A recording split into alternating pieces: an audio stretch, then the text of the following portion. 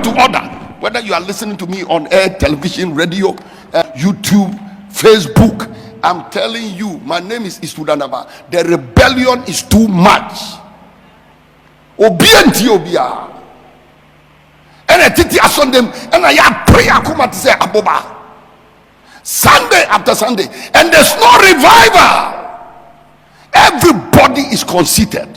The heart of man is desperately wicked and deceitful. Who can know it? We are just sitting down in the churches, and people are destroying their own lives because they don't take instruction. And the sad thing about it is, when they destroy it and finish, people blame us for it. I remember several years ago, a man was going to marry in this church. He was going to marry. I saw chaos. I carried this man all the way to another town. I sat down with him and said, brother, you are going to mess up your life. He didn't listen. Finally, you know what he did? He left the church. Went and did whatever he wanted to do. Many years later, I can't tell you all the story, because normally I don't like visiting those negativities. But I came to tell somebody that the church is not a center of tourism.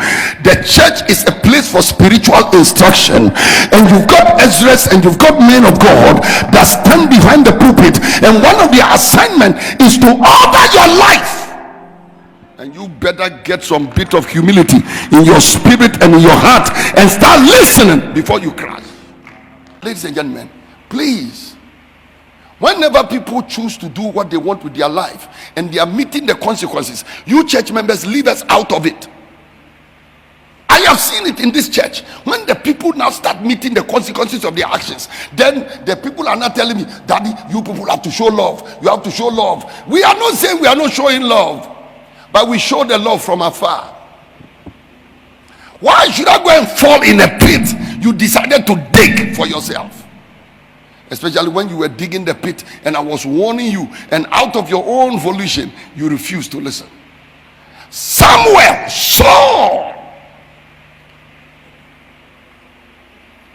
Restoration is to bring people back to order. And I'm not talking about desert pastures. I'm not talking about just KIA. I'm not talking about just EAM. I'm talking about Fountain Gate Chapel also. I'm talking about the body of Christ also. I'm talking about the fact that the pastors who are called by God, he said, I will give them shepherds after my own heart, who will teach them with knowledge and understanding. The pastors are getting tired. They are getting tired of people they can counsel, people they cannot order, people whose lives are disoriented. Yet you cannot help them to come into order, because every one of them pretending to hear from God themselves. As a spiritual father, your set of eyes sometimes are different from the eyes the other people carry. So young ladies are sitting in the church and you tell them, don't fornicate, don't commit adultery. They are chasing people's husbands, collecting big money. When you say why, they say, oh, you see, sometimes we have no choice, so that at least when we come to church, we too can give offering and we too can give tithe. Thunder fire you and your tithe and offering. We don't want it. Unclean offering, take it out of the house of God. No pastor told you to go and fornicate, commit adultery, to bring tithe to the church. And young man, nobody sent you to go and do tsakawa and bring money to the church. We didn't send you to your office to go and collect bribe and bring it to the church. That kind of money, take it away from the altar, take it away from the pulpit. God didn't say he wants your money. People are bold. Unim se sikeya udiba sorry, uko fornicate na unyaye. Bemana odiche wono onin e twempna.